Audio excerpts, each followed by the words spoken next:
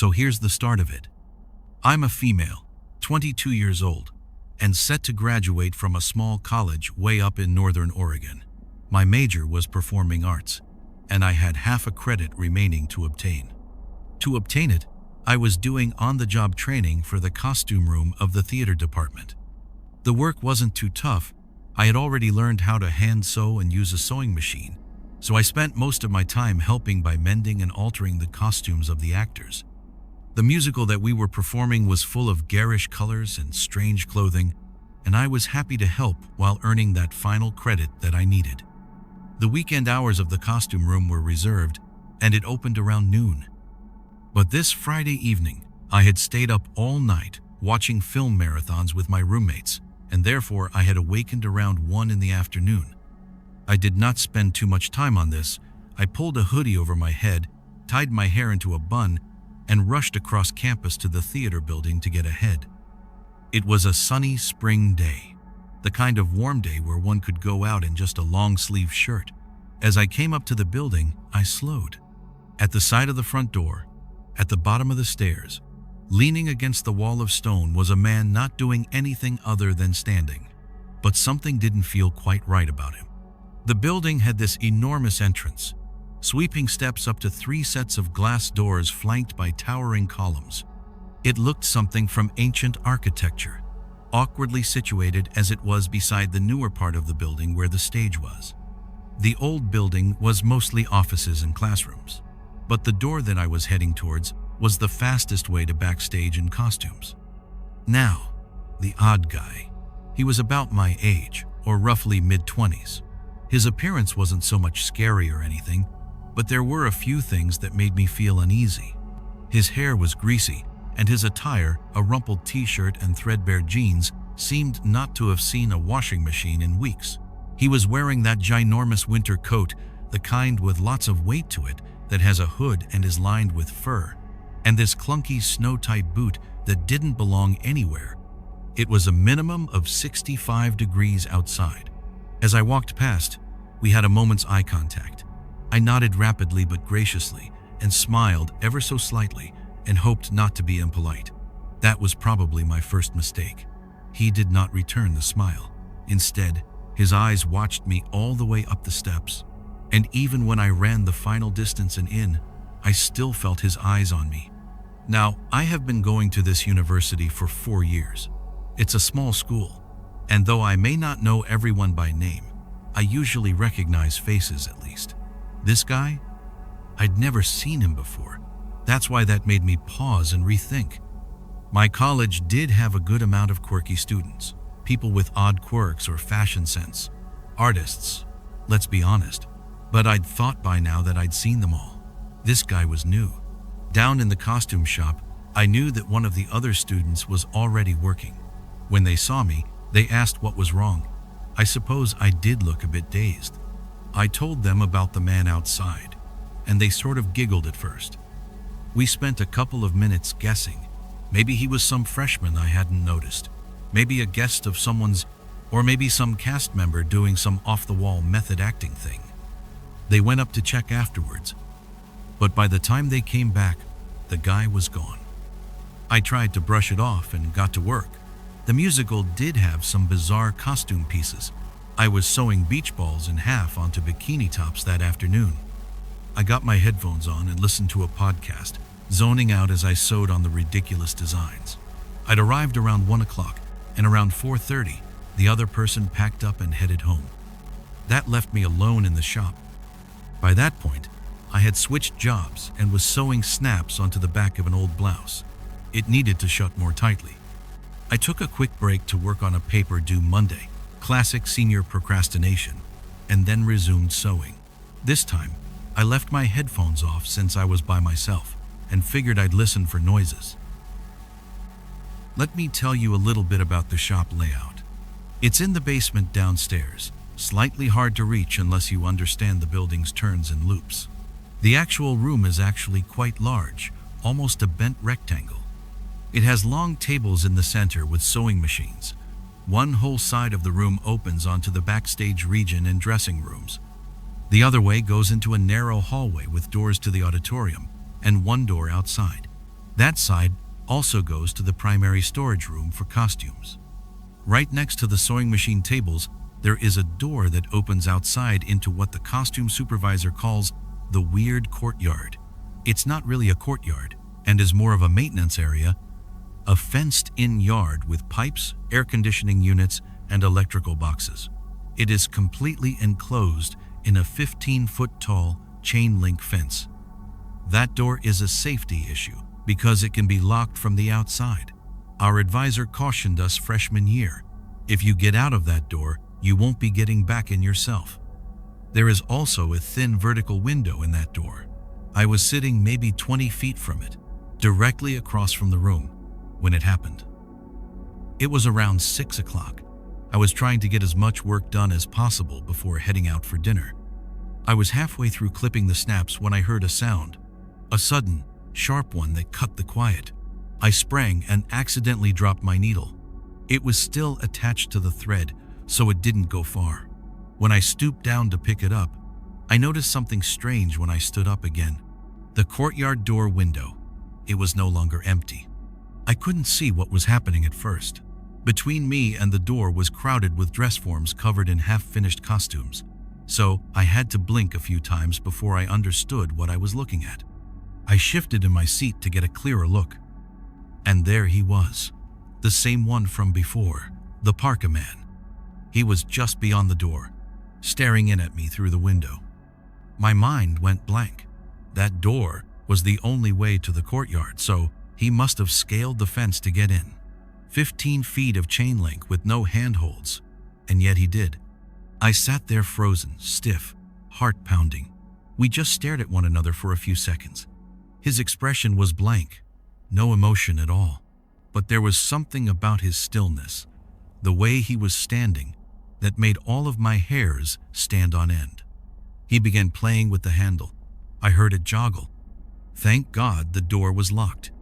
I couldn't understand why he hadn't come in the front door previously. All of the hallways that led into the costume room were unlocked. My best guess was that he had attempted, gotten lost, walked around, and maybe seen me through the fence surrounding the courtyard and figured climbing in would be a good idea. I stood up calmly and moved over to my left studio door, the one that closes from the inside. My intention was to close it. I didn't have time, as I heard thuds. He now was banging against the courtyard door at the back.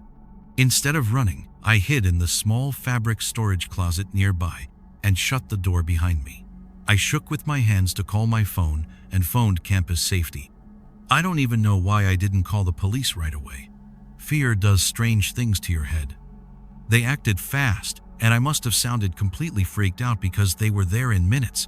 But when they came in to check it out, he was nowhere to be found. Somehow, within the couple of minutes it took them to arrive, he'd climbed the fence again and disappeared. Campus police escorted me back to my dorm and even gave me some food from the cafeteria because I was too distraught to go out. A police officer later stopped by that night to take my statement. But there wasn't much they could do but keep watch. To this day, I still have no idea who that man was or what he wanted, but I am sure he was not there for anything good.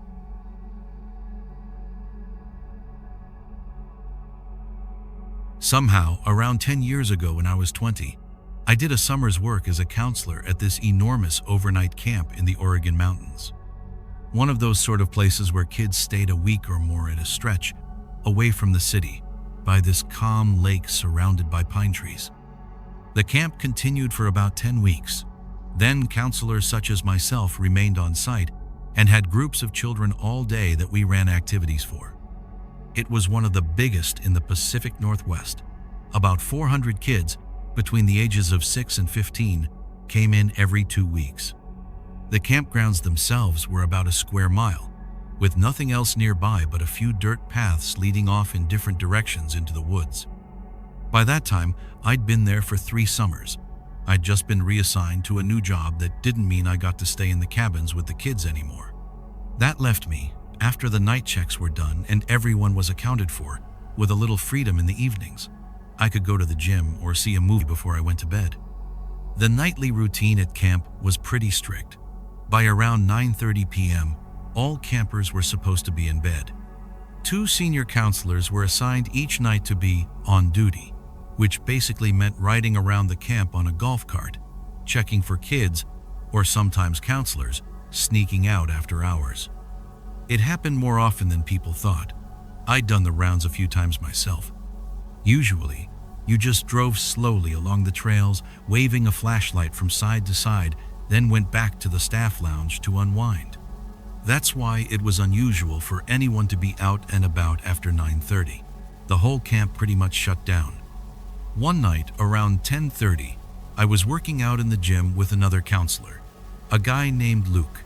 The gym was an old structure, a relic, that doubled as a stage for talent shows. It was big enough to fit a full basketball court inside. The actual workout room itself was actually more like a small side room, just a little cramped, tiny space stuck into a corner. Night fell, lights were lit indoors, and windows everywhere along the perimeter of the building turned into mirrors. You could not look in from the outside. Inside, you only caught a glimpse of yourself. Luke and I were in the middle of our workout when we heard some strange sound coming from the court. We ceased exercising and went outside to have a look. There, right in the middle of the floor, was a rock, little, about the size of a cherry. It simply sat there, as if thrown or dropped. We were curious, but we figured that maybe something had come off the rafters. The building was an old one, so it wasn't that unusual. We shrugged and went back to lifting. In another 5 minutes, we heard another noise. This time it must have been a rock going over the wooden floor. I bolted outside, hoping that maybe some of the senior campers were trying to play a trick on us. I yelled out, something like that if anybody was out there, they should head back to their cabin before the duty counselor got them. Just in case there was somebody hiding in the shadows, I hoped the warning would scare them off. I turned to face Luke and joked half-heartedly that it was probably a group of the 15-year-olds playing a joke, something they'd be laughing about over cornflakes at breakfast in the dining hall the next morning. But then the silence fell. No one picked up. No whispers, no running feet. That's when I noticed the other boulder, slightly bigger this time, a lime-sized one, resting over by the far end of the court. That bothered me. Everyone in that camp knew how much the staff valued maintaining the property in its original form. Throwing rocks on the gym floor? That was going to get you in serious trouble. Even the older campers wouldn't get away with trashing the floorboards. If the leadership caught wind of it, there would be consequences. But instead of that, we just kept working out, practically like we were attempting to prove we weren't afraid. I kept glancing over my shoulder at my reflection in the window. It gave me this weird feeling, like maybe there was someone out there in the dark watching, and I would not even know. The wall of the gym facing away from the woods had a door, and behind that were just thick trees. No lights, no trails, just a mile of forest. I remember the feeling of spreading in, the idea that whatever person was doing this task had us well in view from outside.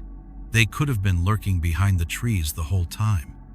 I could have been gazing right at them through the window and never have even noticed. 10 more minutes passed. We were almost ready to finish up when we could hear a dull, hard thud. I dropped my weights and ran outside again. There was a rock on the floor this time, almost as large as a ball.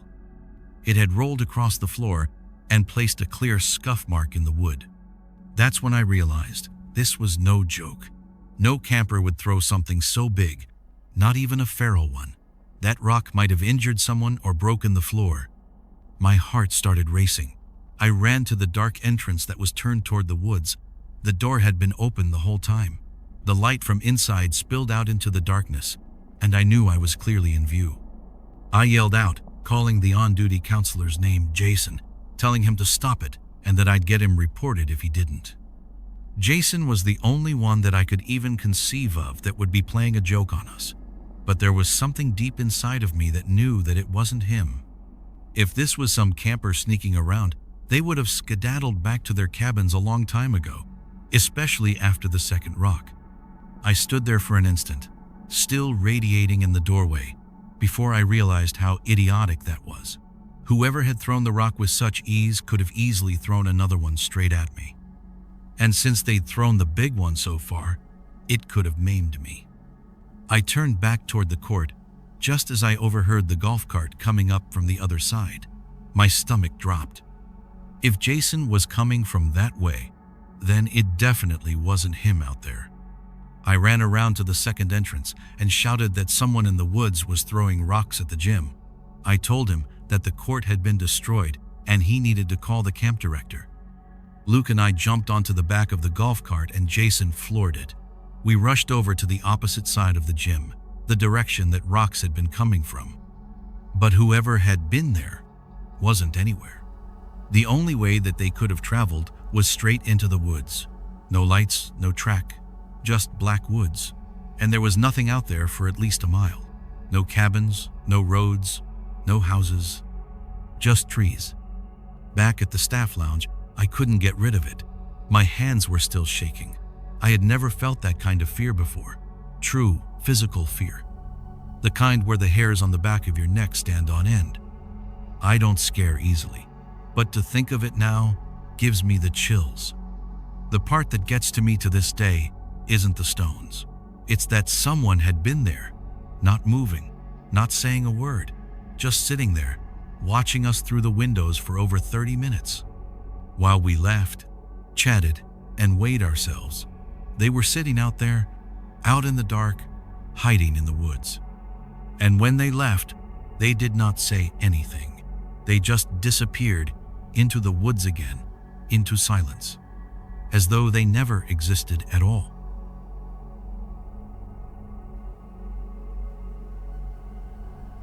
When I was 16, I would walk our dog Brutus, a German Shepherd, out each night so he could take care of business. We resided in the eastern side of Portland, Oregon, on a quiet little neighborhood that seemed especially quiet when winter arrived. Around early December, right before the holidays, something strange started to happen, and it didn't abate for 3 months. My parents would sometimes glance over the video feed from our front door camera, one of those intelligent security cameras that records everything. And it was then that we started noticing this guy. He was tall and gaunt, and really seemed like he was on hard times. His clothes were dirty and ill-fitting.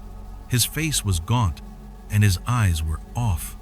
Every time I let Brutus out, within minutes of coming back inside, this fellow would appear on the video. He'd stroll slowly past our house, stop for a second, and stare directly into the camera.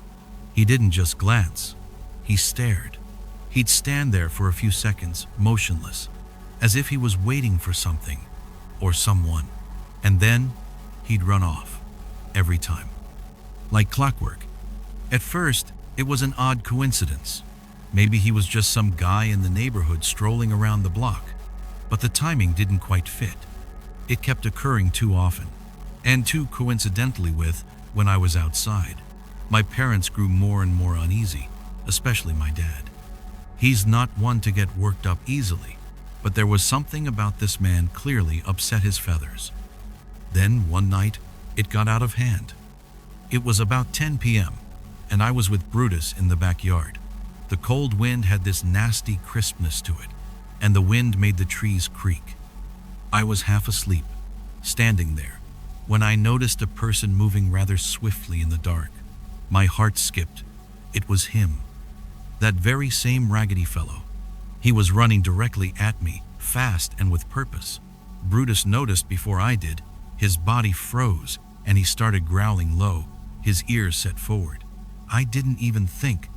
I picked up Brutus by the collar and fled back into the house. My heart pounded in my chest. Brutus still stood stiff, ready to explode through the door if I let him go. I reported to my dad right away, and he had finally had it. He'd had enough of this and had decided it was time to approach the guy. Dad already knew somewhat of a routine the man's was in by this time, so the next evening he waited outside again, concealed far enough back behind something. As before, certain enough, sure enough, when the man passed by again looking in the direction of the home, my dad moved out towards the light this time. He marched directly up to the man and demanded to know what he was doing, lingering about and showing up once I had been outside. The man was kind of flummoxed, as if he'd not expected to be called on. He said it was the first time in the neighborhood and that he'd just stopped by to enjoy our Christmas decorations. His demeanor was oddly chatty, as if he were working to be over-friendly. But my dad wasn't having it. He didn't even bother listening to what the guy said to him. He just told him, in a chilly, commanding voice, to leave. That if he ever showed his face again, he'd personally open the door for Brutus next time. Brutus, by the way, was yelling like crazy in the house.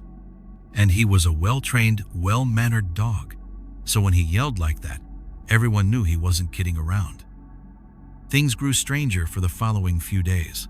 The same guy showed up on our camera 3 more times in a week's time, always at 11 p.m. and midnight. We thought that he must have been hanging around since 9 or so, waiting for the perfect moment to approach. But then, nothing. Weeks passed. All was well again. Life slowly came back to normal. I started thinking maybe he had moved on, or got spooked at last. But I was wrong. It was the evening of late March.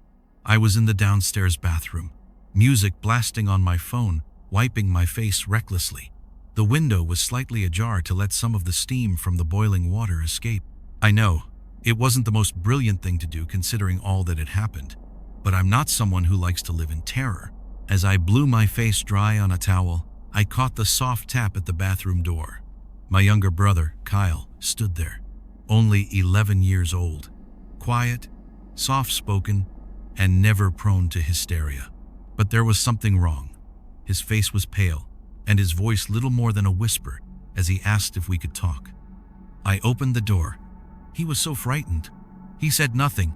He just instructed me to turn around and glance over my shoulder. And there he was. The same man. He was right in front of the window, his face shoved so far against the screen, I could see the creases beside his eyes. He wasn't moving, just standing there, staring at me. His gaze was locked on mine, as if he was examining my face. I have no idea how I didn't catch the cigarette smoke scent, but it hit me in the face suddenly as I realized just how close he really was. I didn't move. Neither did he. He waited until he heard the footsteps of my dad coming down from upstairs before he turned and walked away. That experience stuck with me, not because he was outside, but because he shouldn't have known where the bathroom is. And somehow, he did. We did report it to the police that night. There wasn't a whole lot that they could do, though. We were informed that we could get a statement, but unless he did come in or did threaten us, there was nothing that they could do about it. Later, Kyle came to my room. He was shaking, trying so hard not to cry. He hugged me tightly, and all he said was that when he looked outside his bedroom window, he noticed something off, something black, standing just outside the light from our house. He knew immediately it wasn't right, so he ran downstairs, quietly, because he didn't want to scare me. I'll never forget that. We lived in a neighborhood in Portland, where the homeless situation had been getting worse year after year. Guys wandering around on the streets, mental illness. None of it was anything out of the ordinary to us. We tried to be sympathetic, but this guy wasn't just lost or homeless. He was stalking me, watching me, waiting for something. To the guy who just kept coming back, I don't care if you were having some dramatic moment in your imagination where you're sneaking up behind our windows, or you imagined you were a spirit. I've had enough. My training, my instincts, they're not a joke. You'd better hope we never see each other again.